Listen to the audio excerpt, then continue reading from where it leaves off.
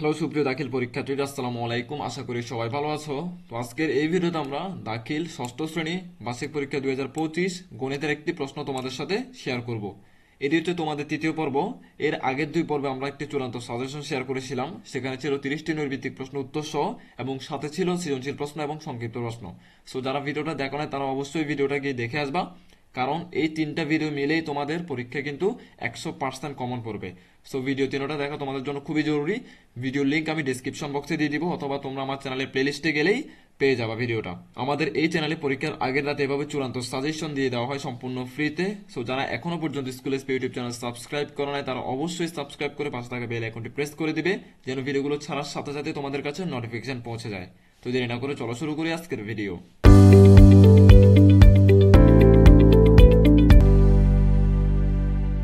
তোমরা খাতা কলম নিয়ে বসো এবং এই উত্তর যেগুলো বলবো এই উত্তরগুলো একটা একটা করে তুলে নিবে খাতা আনসারগুলো, এবং পরবর্তীতে তোমরা নিজেরা প্র্যাকটিস করবা এগুলো কিভাবে বের হয়েছে খুঁজে বের করার জন্য। ঠিক আছে? কারণ আমি যদি এখন বুঝাই দিতে যাই তোমাদেরকে একটা একটা করে কিভাবে বের হয়েছে, তাহলে লম্বা হয়ে যাবে ভিডিও।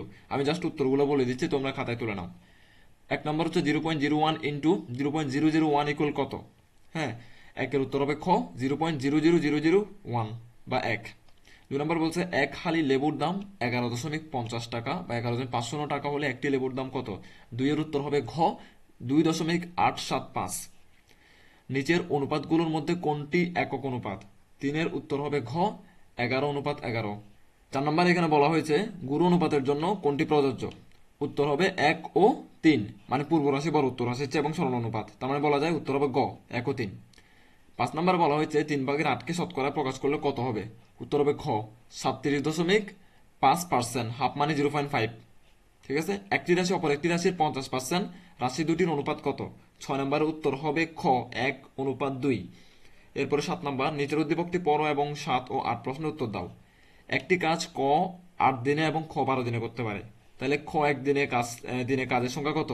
যেহেতু খর 12 দিন লাগে ওই কাজটা করতে, তার মানে একদিনে 12/1 করবে, উত্তর হবে খ, মানে 12/1 করবে সে। ঠিক আছে? 8 নম্বর প্রশ্ন, খ ক ও খ একত্রে একদিনে কাজটির কত অংশ করে? তো ক নাম্বার করে মেবি 8/1, খ নাম্বার করে 12/1। দুইটা যোগ করলে কত আসতেছে? 8-এর উত্তর হবে গ, দুইটা যোগ করলে আসছে 24/5। নিচের কোনটি সদৃশ পদ নির্দেশ করে? 9-এর উত্তর হবে ক 3x², -7x²। 10 নম্বরে বলছে x² + 2 ও 3 + x² যোগ কত? যোগফল কত? x² সাথে x² যোগ করলে 2x² হয়, 3-এর সাথে 2 যোগ করলে 5 হয়, তার আমি বলতে পারি 2x² + 5। 10-এর উত্তর হচ্ছে গ 4x + 5y ও 4x - 5y বীজগণিতিক রাশি দুটির কি যোগ? 11 নম্বর কি হতে পারে? এটা যোগ করলে কত হবে? যোগ করলে 4x এর সাথে 4x যোগ করলে 8x হয়ে যাবে, +5y আর -5y কাটাকাটি, তার মানে 1 নম্বর সঠিক। এবং বিয়োগফল কত নম্বর? 11। 11 উত্তর হবে তোমাদের বিয়োগফল 6x কোনোভাবে হয় না, কারণ 4x থেকে 4x গেলে তো 0 হয়ে যায়, তার মানে 2 নম্বর ভুল। 3 নম্বর x এর সহগ 4, এটা x এর সহগ 4, এটা দেখতে পাচ্ছি আমরা সঠিক, তার মানে 1 ও 3 সঠিক। তাহলে বলা যায় যে এখানে গ 1 ও 3। ঠিক আছে? এরপর p² + q² ইকুয়াল কত? তো এটা হচ্ছে a+b, s²+b² - আচ্ছা, এটা সমাধান করলে আসবে যে 12-র উত্তর আসতেছে এখানে সমাধান করলে 2q² আসতেছে। ঠিক আছে? 2q²। এরপরে 12-র পর আসছে 13, 4x = 8 সমীকরণের মূল নিচের কোনটি? 13-র উত্তর হবে সমীকরণের মূল হচ্ছে 2। কেমনে?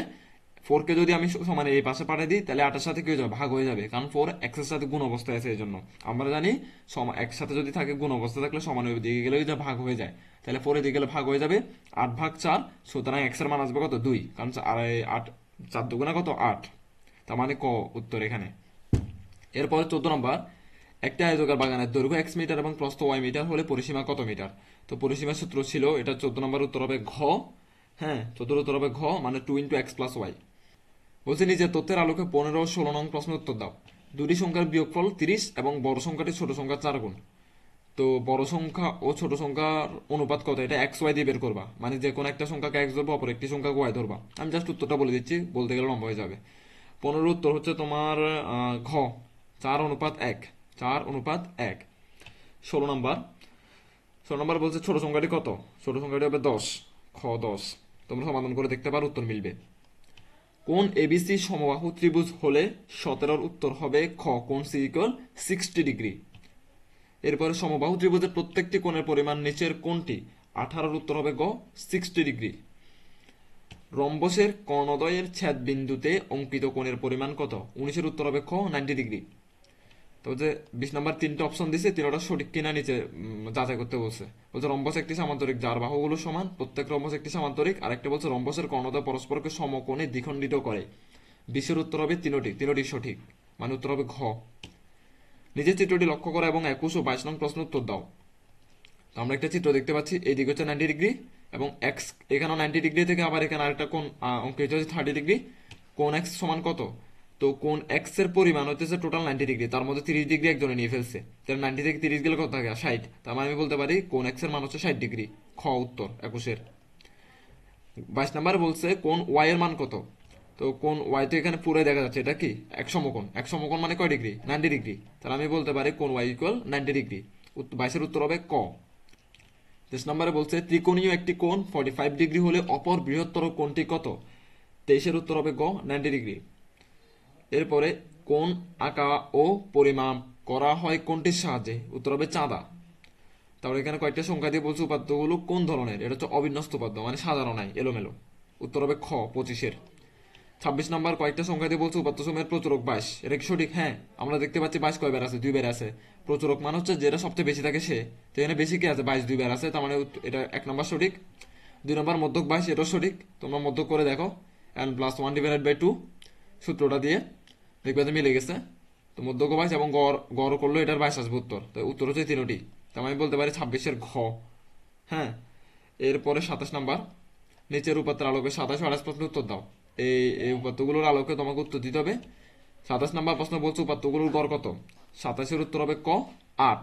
এইগুলো গড় কিভাবে বের করবো? সবগুলো যোগ করো, সবগুলো যোগ করে কত দিয়ে ভাগ করবো? কয়টা আছে? 1 2 3 4 5 6 7 8 9, 9 দিয়ে ভাগ করবা সবগুলো যোগ করে, তাহলে উত্তর আসবে 8।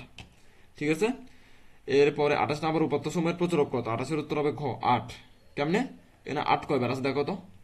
8 2 বার আছে, দেখো এখানে একটা 8 আছে, এখানে একটা 8 আছে 2 বার। তার মানে যেটা 2 বার বা তার থেকে বেশি থাকে ওটা হচ্ছে প্রচুরক।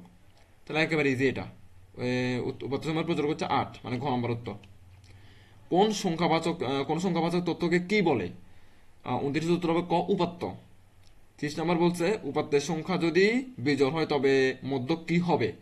উত্তর হবে 30 এর খ, মধ্যম পদ। ক্লিয়ার?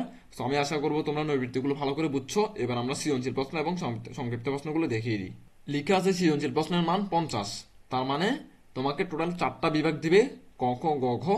4টা বিভাগ থেকে ন্যূনতম একটি করে, যে কোনো বিভাগ থেকে একটি করে টোটাল তোমাকে 5টি প্রশ্ন উত্তর দিতে হবে। তো বলতে পারো ভাইয়া এখানে তো যেহেতু 4টি বিভাগ, যদি আমি একটি করে লিখি তাহলে 4টা অঙ্ক আসতেছে, আরেকটা অঙ্ক কিভাবে মিলাবো? আরেকটা অঙ্ক শেষে মিলে দিতে হবে, বলতে সেটা। ধরো তুমি ক বিভাগ পাটিগণিত থেকে তোমার কমন পড়ছে 1 নাম্বার, আর এগুলাই কিন্তু তোমাদের পরীক্ষায় আসবে, তো ভালো করে এগুলো করে যাওয়া তোমরা। ঠিক আছে। তো ধরো কমন পড়ছে তোমার 1 নাম্বার, তো 1 নাম্বার লিখলা ক বিভাগ থেকে, স্ক্রিনশট নেই না ওগুলা, এখন স্ক্রিনশট নাও। খ বিভাগ হচ্ছে বীজগণিত। বীজগণিত এখানে 2টা প্রশ্ন দেওয়া আছে, তার মধ্যে তোমার কমন পড়লো ধরে নিলাম আমি 3 নাম্বার, তো তুমি 3 নাম্বার লিখলা। তো কত কত লিখছো তুমি? 1 নাম্বার এবং 3 নাম্বার। এবং গ বিভাগ মানে জ্যামিতি, জ্যামিতি থেকে তোমার কমন পড়ছে ধরো 6 নাম্বার কমন পড়ছে ধরে নিলাম আর কি, তো 6 নাম্বার লিখলা তুমি। তাহলে টোটাল কয়টা হলো? 3টা গেল। এবং লাস্টে ঘ বিভাগ মানে পরিসংখ্যান, পরিসংখ্যান থেকে তোমার কমন পড়ছে 7 নাম্বার। ঠিক আছে, 7 নাম্বারও লিখলা, তাহলে কয়টা গেল অঙ্ক? 4টা। তো ওদের কথা মতো কি প্রত্যেক বিভাগতে একটা করে আমি লিখলাম, কিন্তু ওরা তো আমাকে বলছে 5টা অঙ্ক মিলে দিতে হবে, 5টা সৃজনশীল। তো লাস্টে কি করতে হবে তোমাকে? লাস্টে যে কোনো একটা বিভাগ থেকে হয় ক, নয়তো খ, নয়তো গ, নয়তো ঘ, এই 4টা বিভাগ থেকে যে কোনো একটা তোমাকে বাড়তি লিখতে হবে, যে কোনো বিভাগ থেকে। তো তুমি কোন বিভাগ থেকে লিখবা? অবশ্যই তুমি ঘ বিভাগ মানে পরিসংখ্যান থেকে লিখবে। কেন? কারণ এটা সহজ অধ্যায়, একেবারে একবারে ইজি একটা অধ্যায় এটা। সো তুমি যে অধ্যায় পারো আর কি, তুমি যদি বীজগণিত পারো বীজগণিত থেকে বাড়তি একটা লিখো। আমি তো বলবো অবশ্যই এখান থেকে লিখবা, এবং সব স্টুডেন্ট এখান থেকে লিখে, কারণ এই অধ্যায়টা বেশি সহজ এই জন্য। তো ধরো তুমি 8 নাম্বার লিখে দিলা, তাহলে তোমার 5টা মিলে গেছে। 7 8 ওদিক দিয়ে 1 3 6, 1 3 6 7 8 মিলে গেছে না 5টা? এবার তোমাদেরকে 5টা মিলাইতে হবে। তো তোমাদের কাজ হচ্ছে এই 2টা অঙ্ক এখানে, এই যে 7 নাম্বার এবং 8 নাম্বার, ভালো করে প্র্যাকটিস করে যাও আজকে। সো এই 2টা অঙ্ক প্র্যাকটিস করবা 2টা, এবং আমার আগের ভিডিও যেটা পর্ব 2 পর্বে আমি 2য় নম্বর পর্বে আমি সেখানেও সৃজনশীল দেখিয়ে দিয়েছি। টোটাল 6টা সৃজনশীল দেখিয়ে দিয়েছি, এবং সেখান থেকে যে 2টা আমি করে দিয়েছিলাম পরিসংখ্যানের, ওই 2টা তোমরা করে যাবে 100%। এই দুইটা এবং এই দুইটা টোটাল 4টা অঙ্ক, এগুলো করে গেলে 100% নিশ্চিত কমন পাবা তুমি, কোনো ভুল নাই তাতে। সো ভালো করে এগুলো পড়ে যাও, স্ক্রিনশট নিয়ে এগুলো বাসা প্র্যাকটিস করতে থাকো। এবং আমি তো আশা করবো তোমরা এগুলো স্ক্রিনশট নিছো, সবগুলো স্ক্রিনশট একটা একটা করে নিয়ে নাও। তো পরবর্তীতে এটা তো গেলো তোমাদের 5টা সৃজনশীল, 5×10 কত 50, আরো 20 মার্কের সংক্ষিপ্ত প্রশ্ন থাকবে তোমাদের। সংক্ষিপ্ত প্রশ্নগুলো দেখিয়ে দিই, যে কোনো 10টি সংক্ষিপ্ত প্রশ্ন তোমাদেরকে দিতে হবে, তোমাদেরকে 15টা সংক্ষিপ্ত প্রশ্ন ওরা দিয়ে দিবে। তো দেখো 1 নাম্বার 2.5 এবং 1.5 এর গসাগু কত, 4:9 থেকে ব্যস্ত অনুপাতে রূপান্তর করো, ইজি আছে। এই যে কয়টা দিছে, 1 2 3 4 5 6 7 8, সবগুলো দেখে নাও। এটা যোগ করতে বলছে, একেবারে ইজি। এক্স এর সাথে এক্স এর গুলো যোগ করবা, ওয়াই এর সাথে ওয়াই এর মান যোগ করবা, জেড এর সাথে জেড এর মান যোগ করবা। ঠিক আছে, 9 8 9 10 11 12 13 একেবারে 15 পর্যন্ত সবগুলো অঙ্ক দিয়ে দিছে, এর থেকে সহজ প্রশ্ন আর হইতে পারে না। ঠিক আছে, এই 15 পর্যন্ত সব দেওয়া হয়ে গেছে, তোমরা স্ক্রিনশট নিয়ে সবগুলো করো, তোর প্রয়োজন হলে বাসায় যদি টিচার থাকে টিচারকে দিয়ে অঙ্কগুলো করিয়ে নাও, এগুলোই তোমাদের পরীক্ষা আসবে, এর বাইরে কিন্তু আসবে না।